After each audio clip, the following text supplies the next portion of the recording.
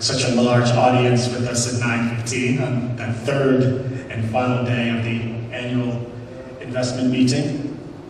Thank all of you for your support. We have a very nice day of country presentations ahead of us, starting with Mauritius, and Ras Al Khaimah is coming up thereafter.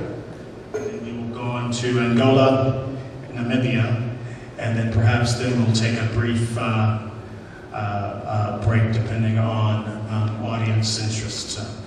The Mauritius presentation should last about 20 to 30 minutes. We have both His Eminence, the Managing Director of the Board of Investment of Mauritius with us, as well as the head of his International Business Services Division.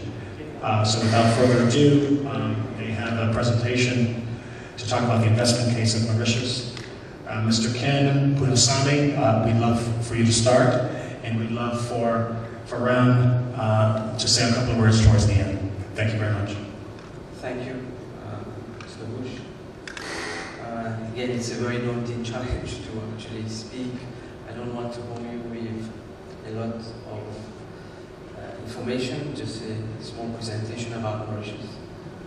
Well, I'll be talking about the investment, the Mauritian economy itself, the business environment, and also the investment opportunities. I understand also that we are filming, that we can show some of these statistics as well. So Mauritius has a population of 1.3 million people, GDP per capita of $7,900, and we have posted a growth rate of 4.2% in 2010. In terms of the, obviously Mauritius is not like Dubai or UAE, we have our own success story. But just to tell you that in terms of mobile penetration is nearly 100%, internet penetration around 50%.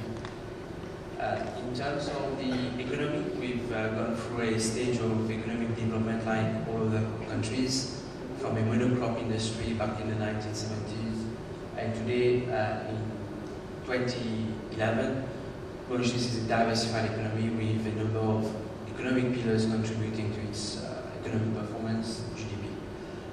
Very well diversified, and also we have the ambition of achieving around $20,000 in 2020. In terms of the business environment, we've done a lot to improve the environment itself using the World Bank benchmarking.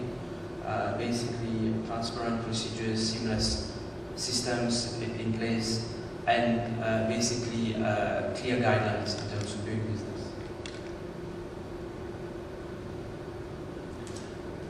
Fiscal regime, very low platform of 15% corporate tax, 15% personal tax.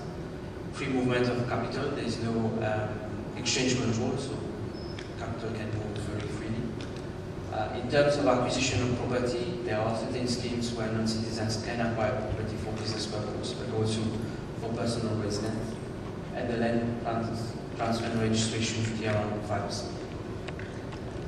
That's just one of the schemes to attract investment and to work and live in Mauritius, basically, in terms of allowing people to come to Mauritius. So we have a scheme where occupation permits are given within 3 days for a period of 3 years renewal. That applies to investors, professionals, and also for retirement citizens. So with the reforms, we've seen that in terms of FDI flows, we've seen an increase in terms of capital movement to Mauritius, posting for $464 million for a small economy like Mauritius. And they are very well diversified in terms of sectors, basically in financial services, ICT, hospitality, property development, and also emerging sectors like knowledge and healthcare. So in terms of the international benchmarks, basically we post very well in terms of the African League. First in Africa in terms of World Bank doing business, 20th globally in terms of economic freedom, in terms of the democracy index, in terms of outsourcing readiness and so on. Just as comment from Joseph Stiglitz, Nobel Economics Prize winner in fact, he came to Mauritius around 2 months back. And what he said is that Mauritius suppose someone with this rights for provide free education, free university for all its citizens, transportation for schools, and healthcare, including surgery for all, then you might suspect that such a country is either criminally rich or it's going towards budget fiscal crisis. But Mauritius, a small island, is not politically rich, nor illustrated to budgetary rule, but through foresightedness and democratic political leadership and strong safety net, we've managed to provide free education, free transportation, and a good healthcare system for our people. Again, that is a statement made by Secretary of State Hillary Clinton back in 2009 during the AGWA Forum, where she stated Mauritius may be a small country, but it has the potential to make a big impact, both by contributing to Africa's overall prosperity and by showing the way, providing an example of how nations can stimulate growth by either setting clear and fair rules for the benefit of those who wish to do business in Mauritius. That was basically a reference to the World Bank doing business and the work that we have done. So what I'm saying is basically in terms of the business environment, it's clear, it's transparent, it's rule-based, and it's easy to do business in Mauritius. And we have also an entrenched legal system which provides for stability, the rule of law with the highest court of appeal being the Privy Council. So I'm just going to move very quickly to the investment opportunities.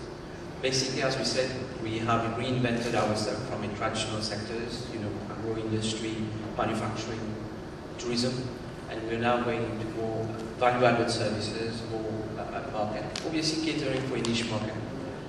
Growing services like ICT BPO, financial services, hospitality and property development, free port and logistics, seafood, and the emerging sectors, knowledge industry, healthcare, life sciences, and new sectors that we are developing in terms of duty-free shopping, renewable energy. So I'm going to go very rapidly on each one of them. Basically, in terms of the manufacturing industry, we're getting more value-added services from bulk apparel manufacturing to now more value-added precision engineering, jewelry, producers design, exporting to Europe, to most of the branded shops.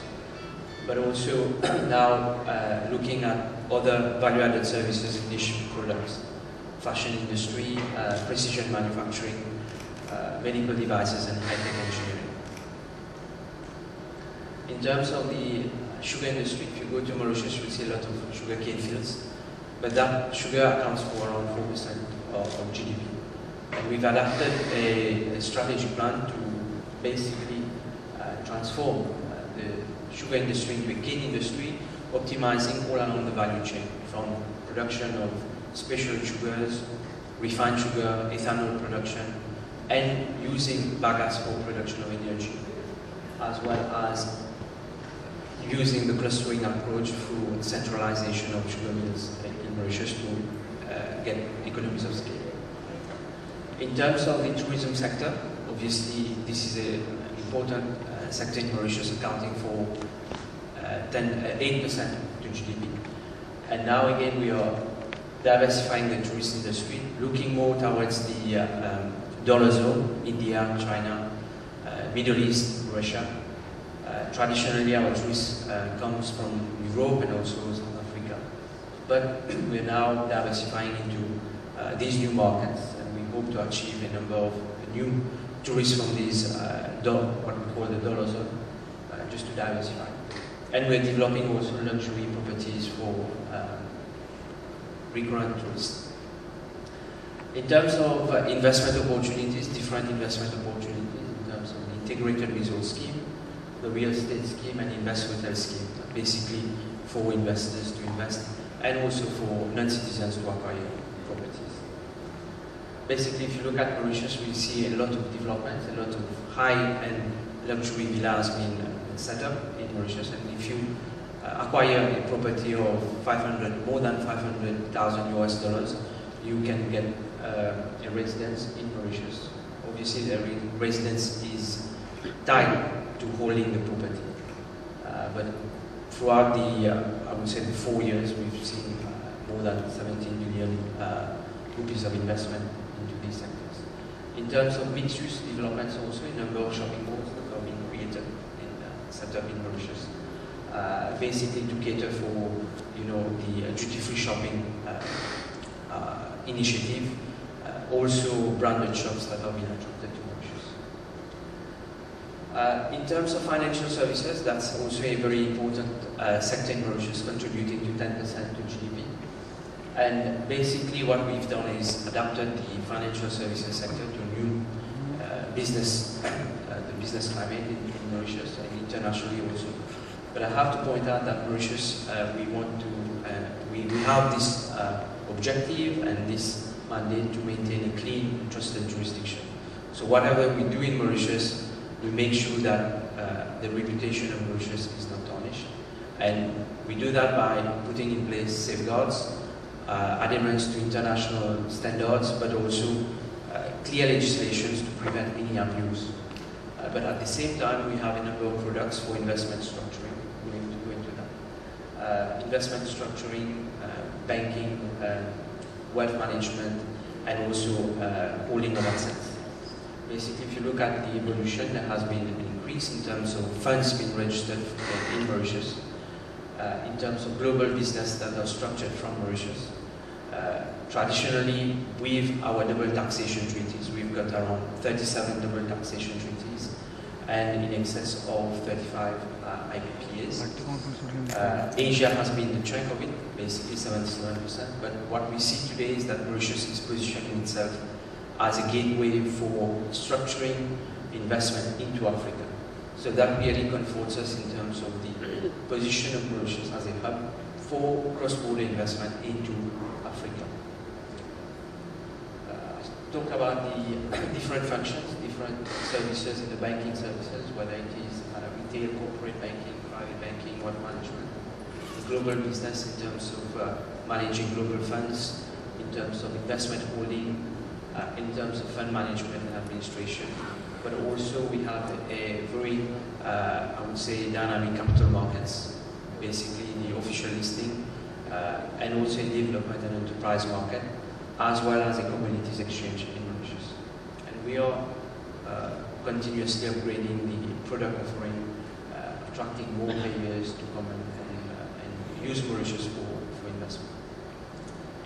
Just a small, into the Islamic finance, obviously we have also adapted our legislation to cater for the Islamic finance, Islamic banking, structuring investment, Islamic funds in Mauritius, and as well as Sukuk and Islamic insurance. Again, all that is being done using, upgrading our legislation, amending laws to cater for these niche markets.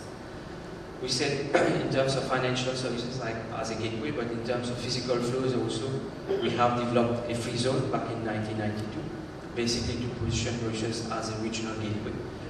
And what we've seen is that Mauritius has developed a niche in terms of transshipment of seafood products. We handle around 120,000 tons of tuna in the Indian Ocean, and that is being exported, processed and exported to Europe and to the US, and obviously to Far East as well. So talked about the air transshipment hub. We are also coming up with a new development at the airport for the air cargo services. In terms of ICT BPO, which is also a growing sector, posting around 12 to 15% growth rate, that sector contributes to 6.4% to GDP. And we are now positioning Mauritius as a business process outsourcing catering, essentially for the bilingual capabilities, because Mauritius we speak French and English, and we have a number of product offerings for the Francophone market, but as well as the English market. In terms of connectivity, in terms of gateways, we are connected to the safe fiber optic cable, and we are now going to be connected to EASY, and we are looking at possibilities of extending that connection, basically to bring more capacity, reduce cost, and also increase redundancy in Mauritius. We talked about the seafood sector, which is an important element, basically getting more value-added services. What is important is that Mauritius we have an exclusive economic zone of 1.9 million square kilometers. So we may be a small dot in the Indian Ocean, but when you look at the economic exclusive zone of the country, it's huge. 1.9 million square kilometers, and we've just been able to extend our continental shelf to add another 400,000 square kilometers, co-managed with Seychelles. And that's, basically the additional 400,000 is twice the size of China. So basically, just to tell you that despite our smallness, there are certain things that we are able to do, and that we are able to attract investment in these sectors. In terms of healthcare and life sciences, obviously a lot of tourists come to Mauritius, around nearly 1 million tourists that come to Mauritius, and we've managed to develop initially that in terms of the medical tourism. So we have obviously healthcare and medical travel, which is important, wellness and alternative medicine, so therapy, spa, production of medical devices, and we also have a number of universities that are setting up campuses to cater for medical education.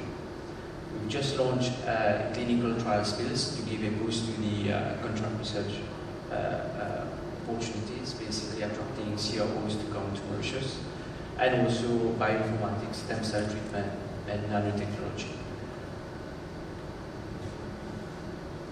The knowledge sector, we are also attracting a number of universities to come and establish presence in Mauritius. Basically, the vision is to increase the number of graduates per family, but at the same time, we want to increase the tertiary enrollment ratio. So we are attracting private universities as well as public universities.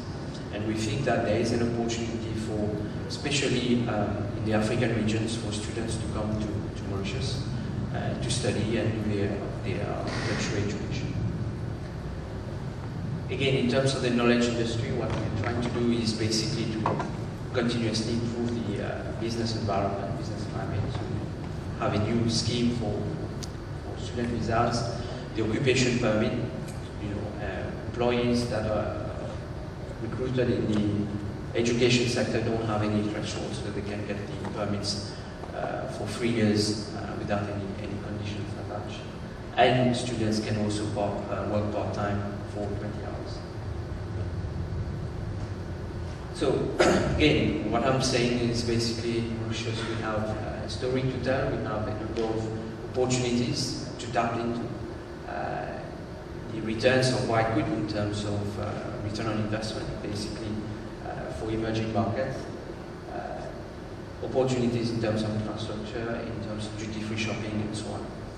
So I'll end the presentation here. If there are any questions, we'll be glad to answer them. Thank you very much.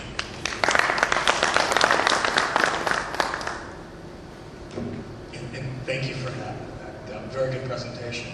And so listening to you and keeping a couple of notes, clearly Mauritius is punching above its size. In sports, you might be maybe a welterweight, but you're punching like a heavyweight, and that's great to see. What was the initial catalyst for your country? In order to, that was it a political event? Was it an economic catalyst? Many countries that are much larger than you have difficulties getting momentum and keeping and sustaining that momentum over the years. Some of the legislation you were talking about the Waqf Act from 1941 and so on. So, for those of us that lack a historical perspective on Mauritius, can you tell us what you think that initial catalyst was that really started to put Mauritius on a path for some of the success that it's had? Well, I think what is important to note is that, there has been a challenge because obviously back in the 1970s, two world-renowned economists said that Mauritius, because of growth of population and the reliability on sugar, there would be, a case for, what we call Malthus theory, where there is an increase in population and GDP is constant, so you will have a situation of drastic poverty. But what we've seen is that we full-sightedness, there has been a political leadership, and basically tapping into certain of the opportunities, so basically in the manufacturing sector, in the tourism sector. And from there, we've managed to capitalize on these assets, our assets, basically the people that we have, and also the leadership from the government, political leadership, foresight and focus, to grab into these opportunities. So just to tell you just one aspect, back in the 1970s, 80s, we opened up the country to attract, industrialists from Hong Kong to come because there were some institutions. So they came to Mauritius, they established a presence. But what has happened is that the Mauritian business community has managed to grab the opportunities. So they've started to develop their own enterprises along with the Mauritian manpower and also the conducive environment that has been with the government. There is an important aspect which is, I think, key to the success is that stability. There is a rule of law. There is what we call in Mauritius, transition, a smooth transition in terms of political leadership. So we respect democracy, we respect the rule of law, and that has been one of the key factors to ensure that each successive government take the good things and they continue on that path and bring new things. And there has been that kind of predictability, which is very important for investors because investors don't want uncertainty. When certainty comes, they will find it. So I think political leadership, foresightedness, the manpower of the people of Mauritius, and as well as this will to reinvent ourselves continuously and to actually go out of our way to attract these opportunities. Basically, these are things from my perspective that have helped. Well, I think the last question, if there's a question from the audience, we're happy to take it. In some of your slides, you talk about attracting 100,000 students by, I think it was 2012. 2020. And many other countries that already have a very vibrant, large labor force use it as part of their competitive advantage. So we've got well-educated and large student populations and young populations, etc. Clearly, that isn't something that you compare to some of the larger countries that you can say is your competitive advantage. So is it that although the numbers are smaller, the number of engineers or degrees being offered is of higher quality? So how do you compare when, as a potential investor that is looking at perhaps larger countries and are looking for our large, diversified workforce, how do you make the case to that investor that they should still come to your state? Well, I would say that, if you take an analogy with the tourism sector, despite our smallness, we now attracted 1 million people to come to Mauritius. Basically, what we are saying today is that Mauritius, just like Dubai or UAE is for the Middle East, Mauritius has this capacity to be a hub for the South Eastern African region, but at the same time for this part of the world. Basically, what we've seen is that with the way of living, in terms of the attractiveness of the living environment and the way in which people are in Mauritius, it's a thriving place to attract people there. And in terms of the security, in terms of the stability, there is a case for us to sell Mauritius in that market. But apart from that, what we've seen today, especially the new laws in Europe and so on, we're saying that, if you come to Mauritius, in terms of the competitive advantage, it will work out cheaper for you to send your children to Mauritius to study for tertiary education because of the environment that we have, because of the standard of living. At the same time, you're getting workforce education. People that study, we have a number of universities that have already come to Mauritius. If we take the case of medical tourism, for example, we get a number of people from the region, Madagascar, Comoros, Kenya, Tanzania, that come to Mauritius. Why they come to Mauritius? Because they like the environment, they enjoy, just like in Dubai, people like the environment, they enjoy the way that things are. So I think in Mauritius also this ambitious target is a realistic one, and we are able, with the conducive environment, with the regulatory framework, and the whole living environment to be able to achieve. Thank you. I'm going to ask Ram then a question since you're sitting in the front row and as the managing director of the the Effective Good Promotion Authority.